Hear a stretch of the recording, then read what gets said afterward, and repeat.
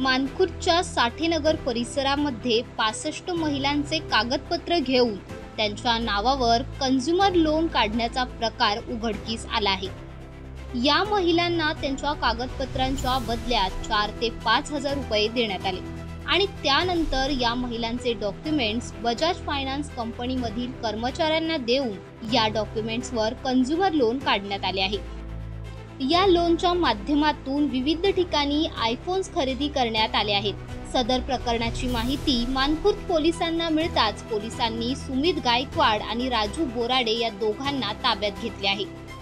हे दोघे या महिलांकडून कागदपत्र खरेदी करून त्या बदल्यात त्यांना 4 ते 5 हजार रुपये देत असत। आतापर्यंत 20,07,000 रुपयांचे लोन या महिलांच्या नावावर काढण्यात आल्याचे निष्पन्न झाले आहे।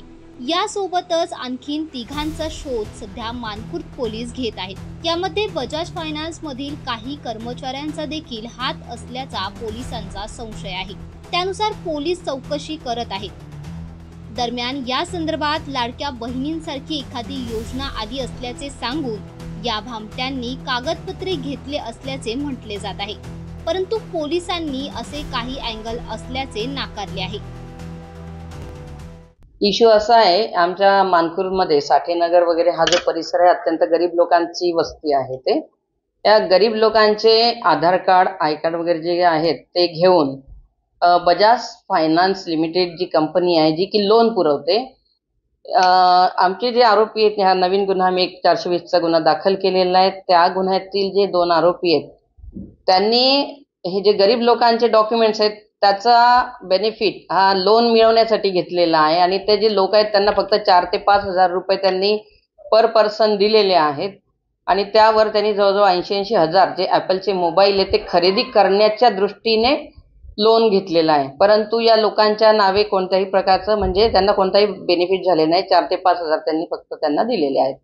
तर आज बऱ्याचपैकी न्यूज वगैरे झालेल्या आहेत बऱ्याच ठिकाणी की शासनाची लाडकी बहीण योजनेअंतर्गत फसवणूक झालेली आहे, परंतु तसं कोणत्याही प्रकारचे कोणत्याही अँगल या केसमध्ये नाही आहे।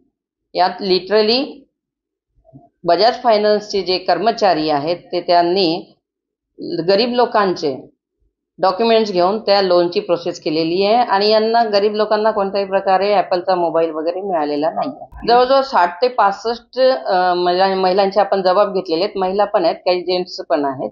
हा जवळजवळ 2 वर्षांपासूनचा हा संपूर्ण आहे। 2 वर्षाच्या पिरियडमध्ये यांनी गुन्हा केलेला आहे आणि 20,07,000ची आता सध्या आमची अमाऊंट टोटल निघते आहे। कदाचित आणखी लोक वाढू पण शकतात, कारण या माध्यमाच्या अनुषंगाने मी लोकांना आवाहन करू इच्छिते की ज्यांची या पद्धतीनं फसवणूक झालेली आहे त्यांनी जरा समोर यावं। जास्तीत जास्त आम्हाला विक्टिम्स आहेत, बळीत आहेत, त्यांना आपण मदत करू शकतो। अगदी खरं आहे। याच्यामध्ये आपण आता आम्ही मानखुर्द पोलीस म्हणा किंवा मुंबई पोलीस म्हणा, एक सायबर शील्ड नावाचा आमचा एक प्रोजेक्ट असतो। दरवेळेला आम्ही दर दिवशीला एकतरी किमान कॉर्नर मीटिंग घेतो आणि लोकांना आम्ही सजग करतो की बाबा तुम्ही तुमचे जे डॉक्युमेंट्स आहेत असं कोणत्याही अननोन पर्सनला कोणत्याही कारणासाठी देऊ नका। खरोखरच तुमची आवश्यकता असेल आणि त्या डॉक्युमेंट्सवरती तुम्ही लिहा काय कारणासाठी तुम्ही डॉक्युमेंट दिलेलं आहे।